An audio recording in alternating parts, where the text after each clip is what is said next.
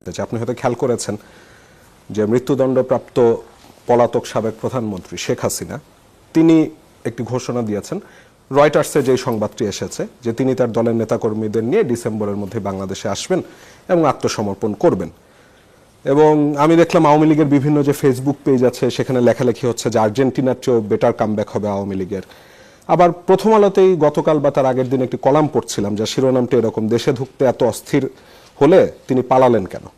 আপনার কি মনে হয়, যেহেতু আপনি অনেকদিন শেখ হাসিনাকে দেখেছেন কাছ থেকে, আপনার কি মনে হয় যে তিনি আসবে দেশে ডিসেম্বরে এবং এসে আত্মসমর্পণ করবে তার নেতাকর্মীদের নিয়ে? এই ঘোষণাকেই বা কিভাবে দেখছেন? দেখেন, রাজনীতিতে শেষ কথা বলে কোনো কথা নাই, এই কথাটা বলা হয়। আমি যতটুকু বুঝি আওয়ামী লীগকে জানি এবং চিনি, কারণ আমি প্রায় 35 বছর ছাত্রলীগ আওয়ামী লীগ করছি, 35 ইয়ার্স। এবং শেখ হাসিনাকে দেখছি 1981 সনের 17ই মে থেকে ধরে 96 সন পর্যন্ত। এইটাও কম সময় না। আর আমি তার সেন্ট্রাল কমিটির মেম্বার ছিলাম 11 বছর, এক্সিকিউটিভ কমিটি। আওয়ামী লীগের এক্সিকিউটিভ মেম্বার হওয়া বড় কঠিন, কারণ মাত্র 61 জনের কমিটি আওয়ামী লীগ, এখন হয়েছে 71 জন। আমি যখন হয়েছিলাম তখন 61 জনের কমিটি ছিল। এমপি হওয়ার চেয়ে সেন্ট্রাল এক্সিকিউটিভ মেম্বার হওয়া কঠিন। আমি মেম্বার ছিলাম 11 বছর ওনার সঙ্গে। কাজে আমি যতটুকু দেখেছি বুঝেছি, পলিটিক্যাল কথা কখন কে কিভাবে বলবে এটা তার ব্যাপার, এটা তার স্ট্র্যাটেজির ব্যাপার, কৌশলের ব্যাপার।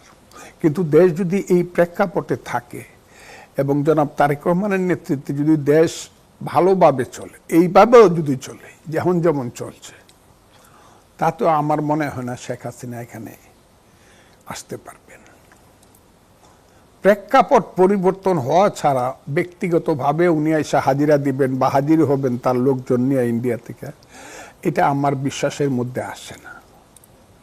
এরকম দেশ থাকলে এটা আমাকে অনেকে অনেক কিছু, কিন্তু আমি জানি এটা আমার বিশ্বাসের মধ্যে। তো প্রেক্ষাপট ভিন্ন হবে কিনা এটা তো তারা হয়তো বা কি মনে করছে, কিন্তু আমার মনে হয় না প্রেক্ষাপটের চেয়ে খুব বেশি ভিন্ন হবে।